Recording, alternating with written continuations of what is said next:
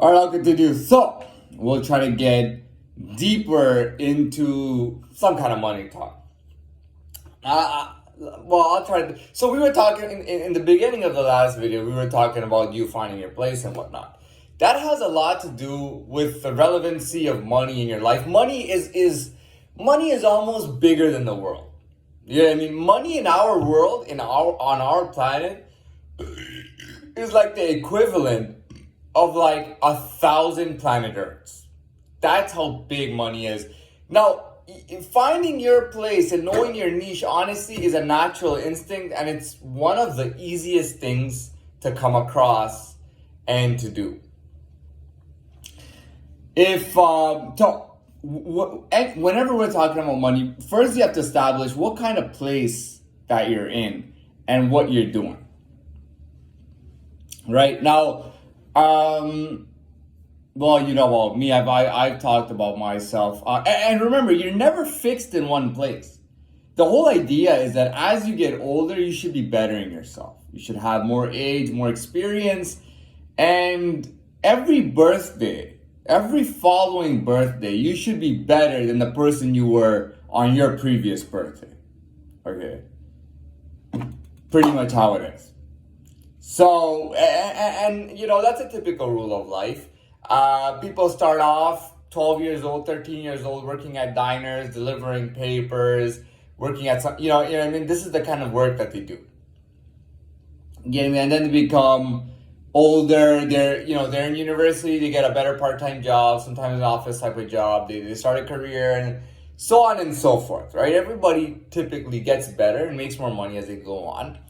A lot of the things that I tell you about money, they can't really help you actually get more money, because I only have a certain, I have a bit of a narrow mindset, right? I have a narrow mindset. I understand myself, and that's why I always stress that, even if 100 people watch my video, there's only 5 of them that are going to relate to it and that can actually benefit from it. Though it's interesting to understand, it'll give you something to conversate about. The next time you're sitting around, maybe in the barber shop or something, you'll have something to talk about. Everybody will be talking about a subject.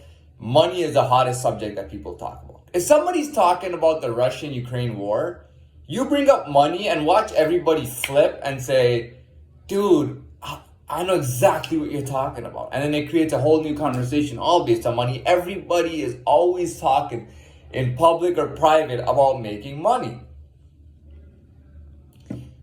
Jerry Seinfeld actually showed his success, the beginning of his success. You know what I mean? He had an episode that showed that he did he did a small comedy club, a small stand-up comedy show, a small stand-up comedy segment at a pretty decent comedy club, right, at night. And then he comes out and these 2 guys approach him from NBC. You're really smart, man. We really love your comedy. We're interested in giving you your own show and doing a show with you, right? And how successful was he? Very successful. To the point that he showed that at his show. Dude, this is how I started. I was actually doing stand-up comedy. And I was successful at it and I was good. But then these NBC guys approached me with a deal to open up my own show. I had one of the most successful sitcoms of all time. All right, Jerry Seinfeld. Same thing with Fresh Prince of Bel-Air, Will Smith. What was Will Smith doing? Look, Will grew up in Philadelphia, okay? He grew up with a single mother, apparently. Didn't know his father. It's Will, no sibling, single mother, growing up. In Philadelphia is a rough place, man. It's a rough place. For a guy to grow up there with a single mother, no siblings, in a rough place like Philadelphia, to become who he became, is a huge testimony to who he was. Dude, he hooked, like, everything happens for a reason. Smith was smart. He was a smart young man, okay? He found Jazzy Jeff, who was a very good DJ, right? Collaborates with the guy. Now, he found them for a reason. They found each other for a reason. You know what I mean? He's collaborating with them. He's doing the rapping. Jazzy is doing the beats. And they were getting well known in music nightclubs and music shows and stuff like that. And then he got approached, I think it was by NBC as well, but he gets approached by somebody from NBC a producer or something, saying we're interested in doing a show on you. You got all the personality and everything. Don't worry about the acting. I don't know anything about Jerry Seinfeld's pre-sitcom acting career. Nor do I know Will Smith's. You might say, well, he took a drama class at some point in high school. You know what I mean? What is his acting? I mean, what does he have in his acting? At the same time, you have Drake, who comes out of Toronto, does one part in Degrassi, right? And he becomes a rapper, a very successful rapper. Where was his rapping background then? He was just playing like some little nerdy guy in Degrassi High or whatever he was playing, and he turns into this big time rapper. You know what I mean? Everybody has a different thing for a different reason. It all came together for a different reason. But Will Smith too, hugely successful. And what happened? It led him into bigger and bigger success. Started doing big movies. Now he's a big star, man. Everybody listens to Will Smith, man. People respect him. People like him. You know who likes him? I'm not talking about like the hood and stuff. I'm talking about like families, man. Like he's the type of, like Summertime, the video he did with Jazzy Jeff in like his locality, doing a barbecue and stuff. You know what I mean? He's the type of guy that the families want to hang out with.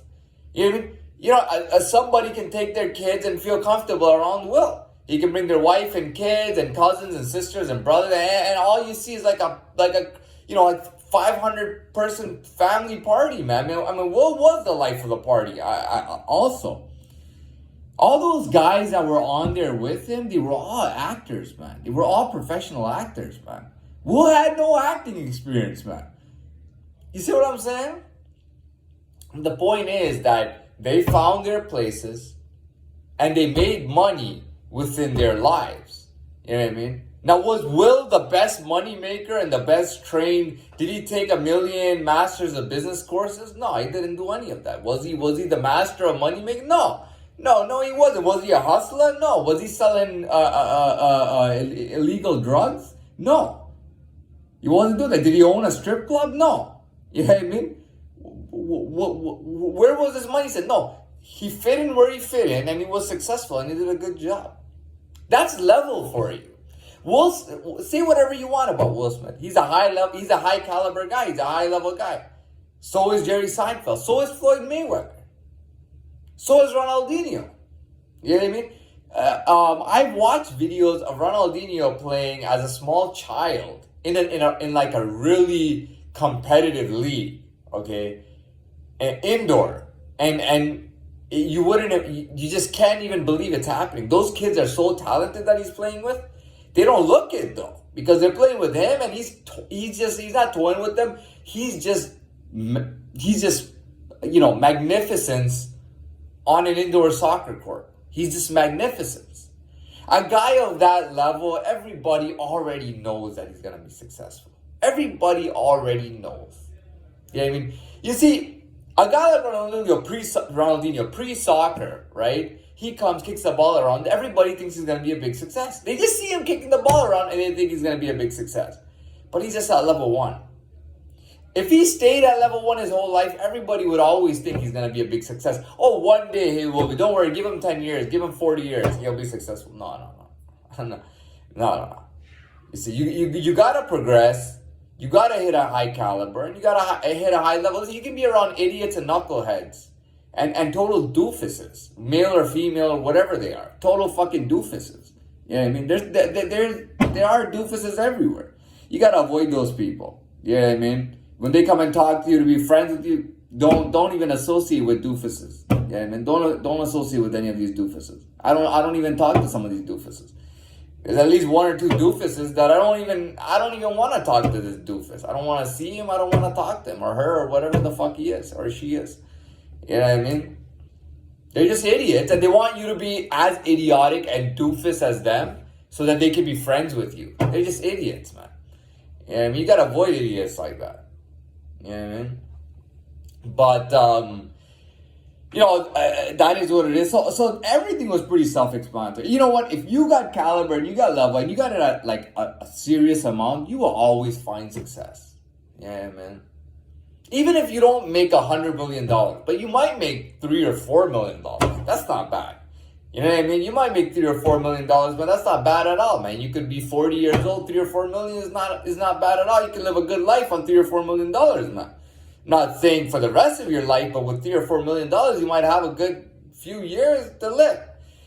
One last thing I did want to say that I had on my mind before was don't think about money making as I make this much money, now I can chill out and relax for the rest of my life. Remember that money making is so competitive that even if you make $100,000 salary, okay, you gotta be very, very serious about life. Okay, when you got that much money, you're gonna have a lot of problems to deal with. You gotta be on top of things.